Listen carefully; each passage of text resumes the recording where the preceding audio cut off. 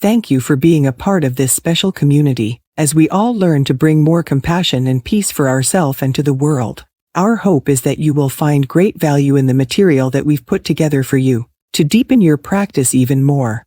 Please visit meditationlifeskills.com.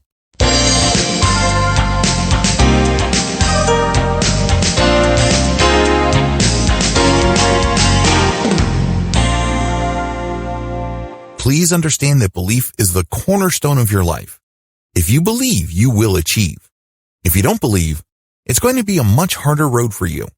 This may not necessarily mean you would fail, but you're going to have a harder time.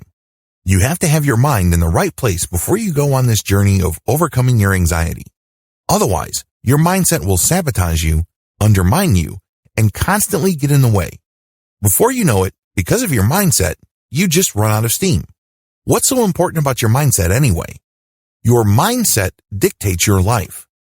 Mindset equals selective perception, selective analysis, selective response, selective action, which triggers selective reality. How does mindset impact your reality? Believe it or not, your mindset helps you edit your reality. I know that's kind of a strong word because when you edit something, you change its form.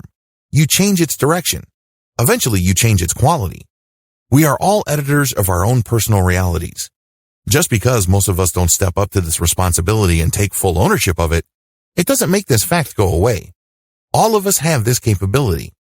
This is how it works. You have a mindset. Believe it or not, you have chosen it at some point in time. It may not seem like it, but that's the way it is. It's chosen. You're not going to hang on to your mindset if you didn't choose it. This mindset is not neutral. When you take in all these objective stimuli from the rest of the world, you process them through your mindset and you give them meaning. This is called analysis. It may seem natural. It may seem like this is the objective reality, but don't kid yourself. This is subjective because two people with two different mindsets can look at the same exact set of facts and walk away with two totally different conclusions. That's the power of mindset. Your childhood, your upbringing, how people treated you, any kind of abuse you suffered, what kind of beliefs you have. All of these impact your mindset, and it's yours. You process reality through the lens of your mindset, and guess what happens? That's right. Your emotional state is affected. This then leads to you responding to whatever is happening in a certain way. When you respond, this is where the world kicks in. How come?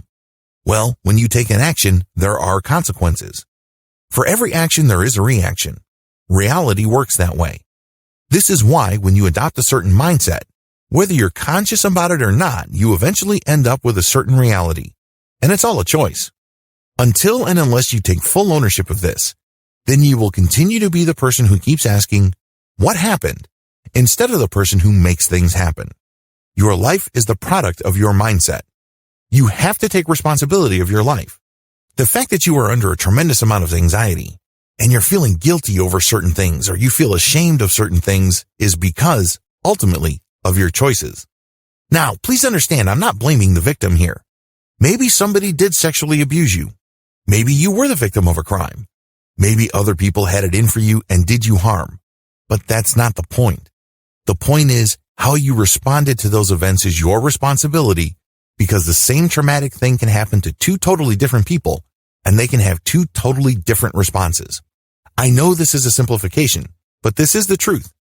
Your mindset plays a big role in how you perceive the world's stimuli. Your mindset plays a role in how you perceive and accept reality.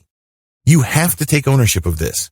You have to boldly proclaim, with no ambiguity and with full honesty and sincerity, that you chose your life. Stop blaming others. When you blame others, you hand them power and responsibility over your life. When you blame other people for whatever has gone wrong in your life, or worse yet, your personal failings, you are essentially giving them control over your life. Think of it this way. If your father abandoning you as a child or your mother abusing you when you were little caused all your problems, who ultimately can fix them? This is not rocket science. This should be pretty straightforward. Let's put it this way. If you walked into a store and you broke something, who can make amends? Who can put things back together? Here's a hint. It's not the shopkeeper. Do you see how this works?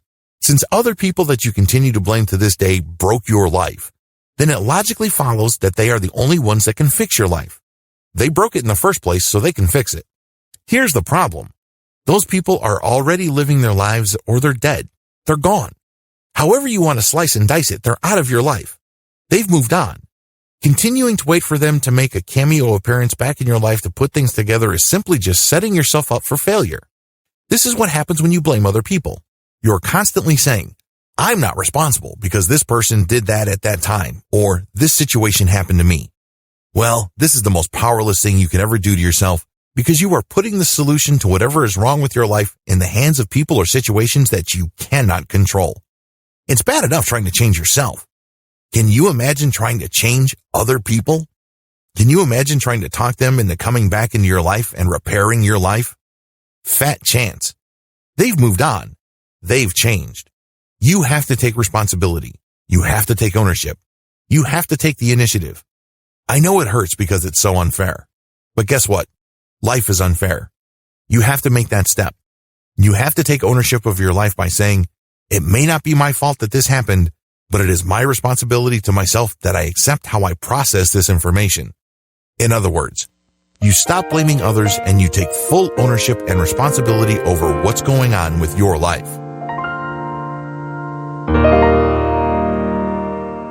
To deepen your practice even more, please visit meditationlifeskills.com.